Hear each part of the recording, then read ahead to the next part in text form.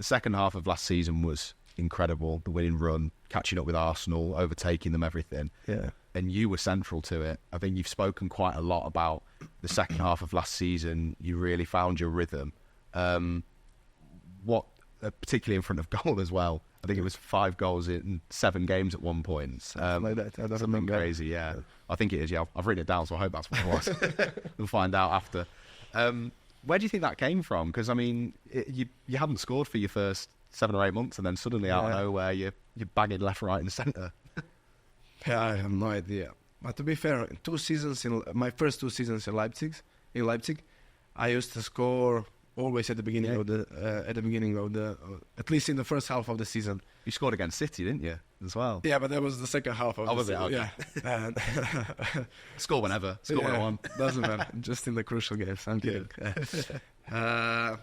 So, yeah, I don't know. If you ask me where does it come from, I have no idea. I just I have games where I feel like okay, maybe it's now I feel more comfortable, more better than the other guys, or maybe they're more tired. So that's why we are actually a team, because one day I would feel much better than the other ones, and then the other day I would feel like more tired. So that's why we are here for each other. And in that time I felt like, okay, maybe I'm more fresh because I got injured. Like months ago. Before that, so I was fresh, and I was still sharp, and I felt like I need to take the responsibility, and it was just my period of the season, and I'm really happy to. How many goals I've scored? I think it was 5 in that period. Was 5 in 7. Yeah, 5 in total in the season. Yeah. So, was there a particular one that you enjoyed the most? 'Cause I mean, some of them as well. We're not just talking about like a header from a set piece. As good as that goal is, there's other ones that were big. To be fair, there was that game was the game where I felt like, oof, it's gonna be tough. Is that Forest? Yeah, Nottingham Forest. Yeah. I just remember getting on the pitch. The pitch was really dry and no water, nothing. The sun like 30 degrees. I don't know, 20 something degrees. And after the game, I said to Kova, that was the first time that I felt we ain't gonna make it. Like, yeah. And when I scored the first goal, I was like, yeah. Now it's getting easier. But still, 1-0 is not the result we want. So yeah. Also, you have to be careful. By the end, we won the game. Erling scored as well. Yeah. So. Yeah, I was really happy after the game, and super proud. Not just because of my goal, it's just because the way we played and the way we fought and everything.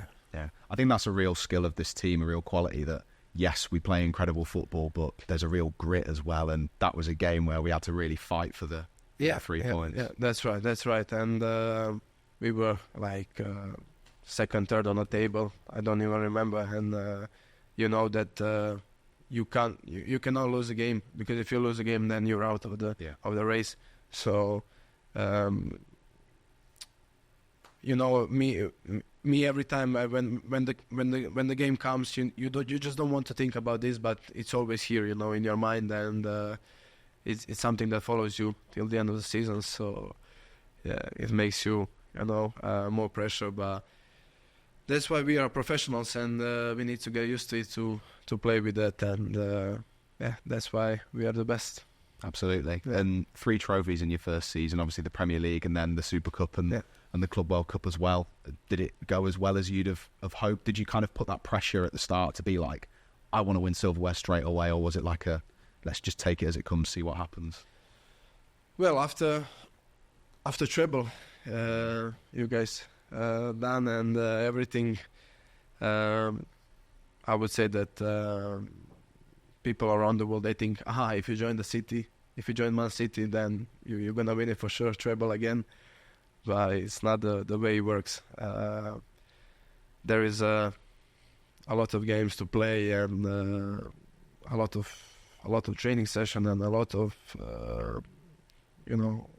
trips and whatever.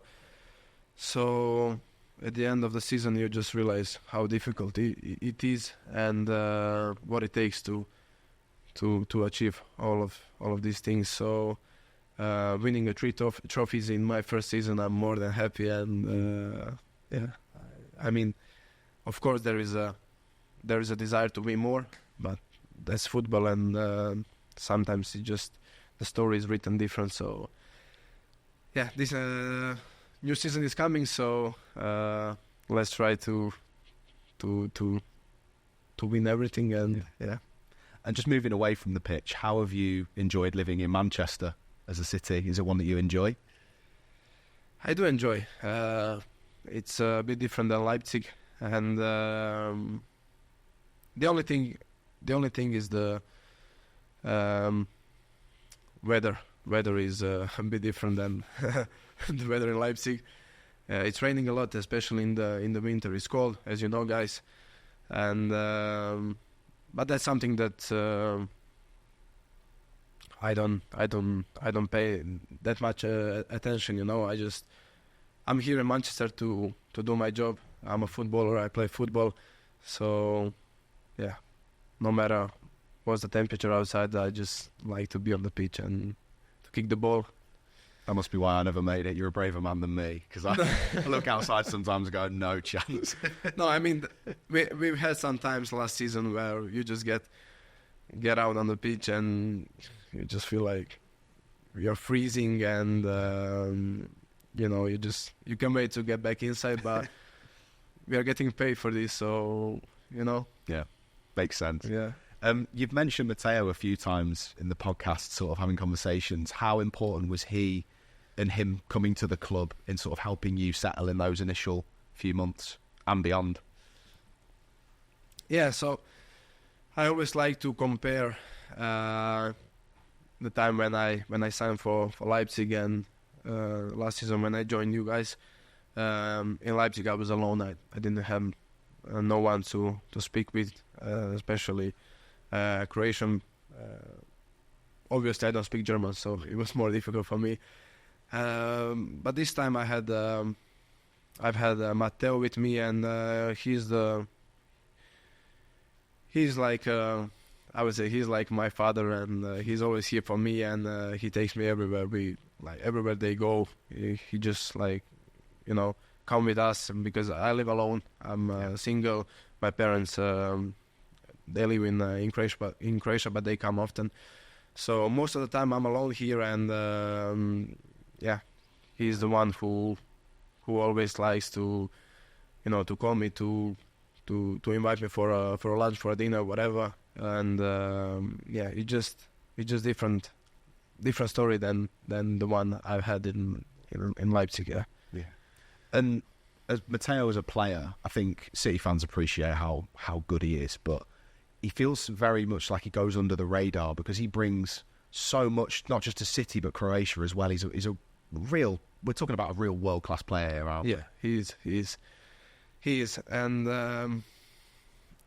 I mean, that's football, and sometimes you, even with the qualities you have, you don't, as you said, you don't get that much attention, and yeah, but me as his friend, and obviously the other guys, we all know his qualities, and you can see the assist last game against Barcelona. I mean, he just to be fair, that's exactly what he does the best, and he's really strong on the ball, and when he gets the ball, it's so difficult to take the ball away from him, and yeah. But I think that he shouldn't be focused about that things like being under the radar and everything, because he knows his qualities. He's 30 already, but he still looks young, and I believe he feels young as well. So he's got like many things to do, and hopefully he's gonna show the class he has and how good he is.